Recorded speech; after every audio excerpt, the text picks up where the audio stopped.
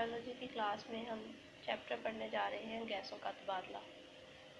इस चैप्टर में one by one हम कुछ टॉपिक्स जो है वो डिस्कस करेंगे, जिनमें गैसों के तबादले का तारुफ है, पौधों में गैसों का तबादला कैसे होता है, इंसान में गैसों का तबादला कैसे होता है और रेस्पिरेटरी सिस्टम में जो मसाइल पैदा होते हैं उनसे कौन कौन से अमराज सामने आते हैं उनके बारे में डिस्कस करेंगे।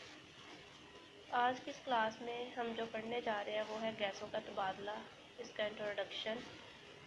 जब हम गैसों के तबादले की बात करते हैं तो सबसे पहले जहन में ये बात आती है कि कौन सी गैसें इनका तबादला होता है। तो वो जो गैसेस हैं वो है ऑक्सीजन एंड कार्बन डाइऑक्साइड। जब हम गैसियस एक्सचेंज यानी गैसों के तबादले की मज़ीद बात करें तो दो चीज़ें जो है वो क्लियर होनी चाहिए। एक है ब्रीथिंग और दूसरी है रेस्पिरेशन। ब्रीथिंग और रेस्पिरेशन में फ़र्क है।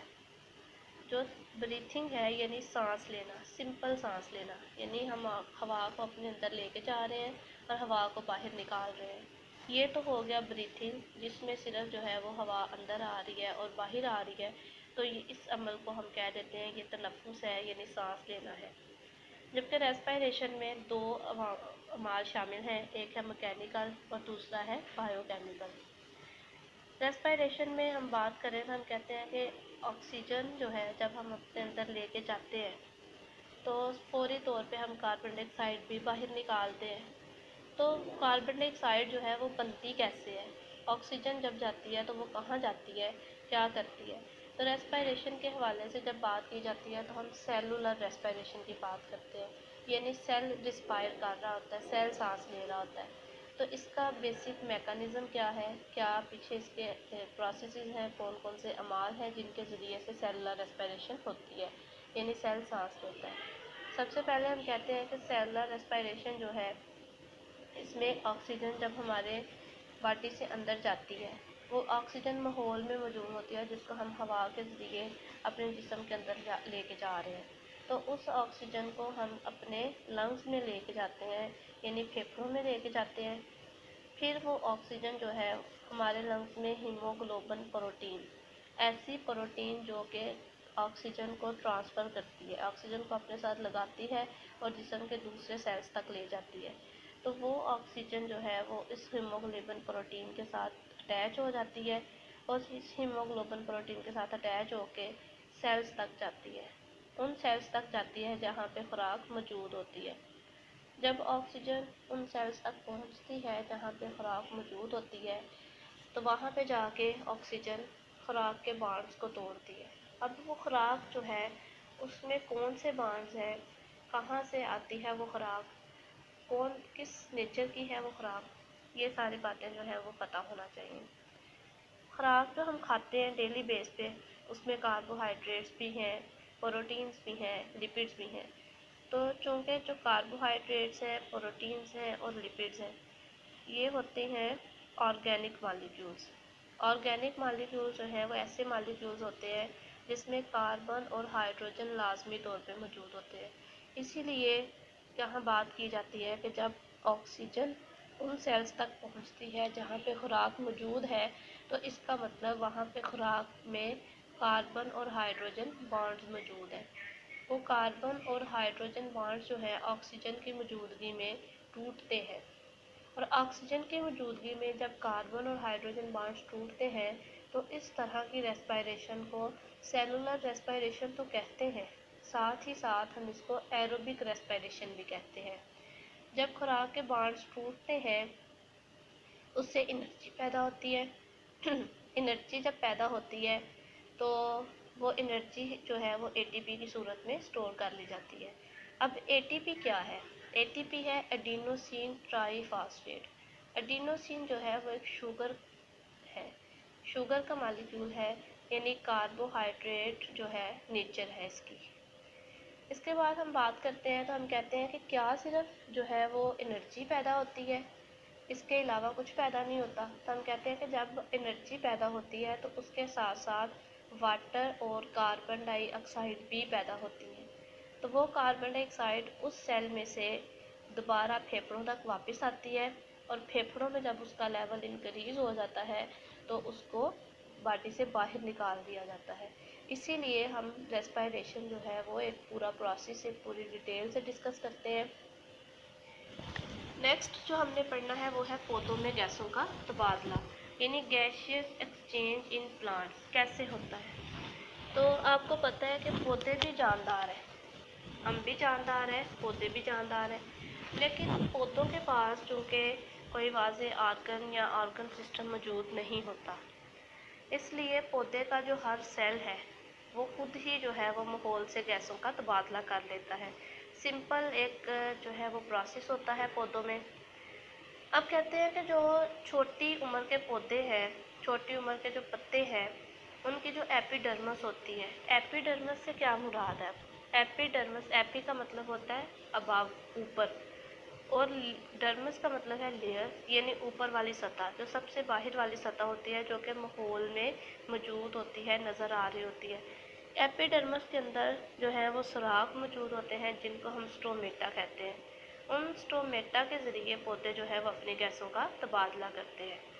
तो पौधों में गैसों का तबादला समझने के लिए हमें पौधों की साख्त का पता होना चाहिए। तो बेसिकली हम पौधे की पत्ते की साख्त का जो है वो मुआयना करते हैं।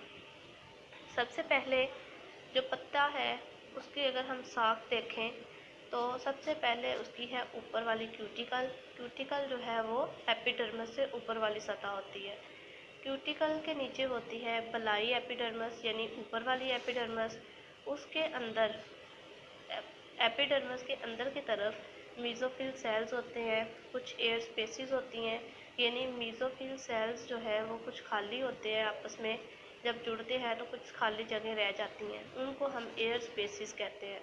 और मीज़ोफिल सेल्स के नीचे वाली एपिडर्मिस होती है, यानी ज़ेरिंग एपिडर्मिस होती है। इसके अंदर स्टोमेटा जो है वो मौजूद होते हैं। अब कहते हैं कि ये स्टोमेटा जो है ये पौधों में गैसों का तबादला करते हैं। पौधे जो है वो दो तरह के हालात का सामना करते हैं। एक हालत जो है वो है दिन के वक्त की और दूसरी हालत है रात के वक्त की। यानी दिन के वक्त पौधे जो है ना वो दो काम कर रहे होते हैं। पहला प्रोसेस जो पौधों में हो रहा होता है, फोटोसिंथेसिस हो रही होती है, और दूसरा प्रोसेस डे टाइम जो हो रहा होता है वो है रेस्पिरेशन। यानी पौधे जानवरों से इस तरह मुख्तलिफ है कि पौधों में फोटोसिंथेसिस भी होती है और रेस्पिरेशन भी होती है, जबकि जानवरों में सिर्फ और सिर्फ रेस्पिरेशन होती है। अब पौधों में जो फोटोसिंथेसिस का अमल है उसके लिए पौधे जो है वो ऑक्सीजन जो है वो रिलीज़ करते हैं। जब पौधे जो है वो फोटोसिंथेसिस करते हैं तो वो क्या रिलीज़ करते हैं, ऑक्सीजन। तो फिर पौधे इस्तेमाल क्या करते हैं, पौधे कार्बन डाइऑक्साइड इस्तेमाल करते हैं। तो पौधों में वो कार्बन डाइऑक्साइड कहाँ से आती है, पौधों में वो कार्बन डाइऑक्साइड उनके माहौल से आती है। जो जानदार अब कार्बन डाइऑक्साइड को रिलीज़ कर देते हैं, पौधे उस कार्बन डाइऑक्साइड को जज़ब करते हैं, उसको इस्तेमाल करते हैं और फोटोसिंथेसिस के अमल में इस्तेमाल करके ग्लूकोज और ऑक्सीजन पैदा करते हैं। वही ऑक्सीजन पौधे अपनी रेस्पिरेशन के लिए भी इस्तेमाल कर लेते हैं। अब रात की हालत जो है पौधों में, उसमें ये है कि रात के वक्त पौधे जो है वो रेस्पिरेशन तो कर रहे होते हैं लेकिन फोटोसिंथेसिस नहीं कर रहे होते। तो जब पौधे रेस्पिरेशन करते हैं तो उन्हें जो है वो ऑक्सीजन की ज़रूरत होती है। तो वो ऑक्सीजन जो उन्होंने डे टाइम में बनाई होती है, कुछ तो वो ऑक्सीजन और कुछ ऑक्सीजन वो माहौल से लेते हैं और अपनी गैसों का तबादला करते रहते हैं। अब कुछ पौधे जो हैं वो ऐसे पौधे होते हैं जो कह लें कि जिनकी लकड़ी होती है, तने होते हैं, लकड़ी वाले तने होते हैं। इसके अलावा कहते हैं कि कुछ जो बालक जड़ें होती हैं वो छाल से ढकी हुई होती हैं, यानी जो कह लें कि यंग हो चुके हुए होते हैं, तो उनकी सतहें जो हैं वो एक छाल यानी बाग से ढकी हुई होती हैं। अब वो छाल जो होती है ना वो ज़रा मोटी होती है, वो गैसें और पानी को जो है ना वो अपने अंदर जज़ब नहीं कर सकती। तो इसीलिए उस बाग के अंदर जो है वो कुदरतन जो है वो कुछ सुराख मौजूद होते हैं। उन सुराखों के ज़रिए से वो पानी और गैसों का तबादला जो है वो करते रहते हैं। वो जो सुराख उस छाल में मौजूद होते हैं उसको हम लेंटिसेल्स कहते हैं। यानी उन सलाखों को कहा जाता है कि वो लेंटिसेल्स हैं, और उन लेंटिसेल्स के ज़रिए से गैसेस का जो है वो तबादला होता है। किन पौधों में तबादला होता है? उन पौधों में जिनके तने लकड़ी वाले होते हैं या जिनकी जड़ें जो हैं वो छाल से ढकी हुई होती हैं।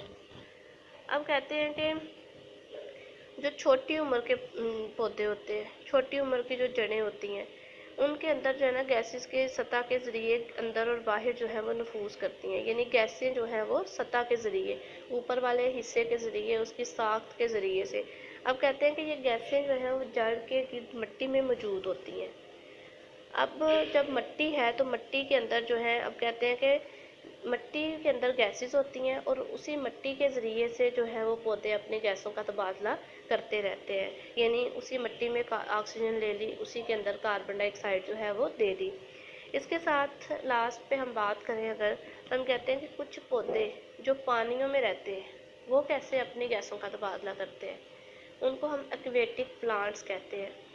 ऐसे पौधे जो पानियों में रहते हैं वो अपनी गैसों का तबादला भी पानी से ही करते हैं। चूँकि पानी में ऑक्सीजन वगैरह मौजूद होती है, इसीलिए पौधे ऑक्सीजन जो है वो पानी से लेते हैं और कार्बन डाइऑक्साइड भी जो है वो पानी में खारिज कर देते हैं। तो स्टूडेंट्स, ये थे आज का हमारा टॉपिक जिसको हमने डिस्कस किया।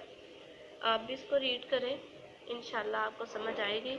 मज़ीद अगर इसके हवाले से कोई सवालात हैं आपके माइंड में, तो वो आप इसके कमेंट में जो है वो लिख के भेज दीजिएगा। Thank you so much.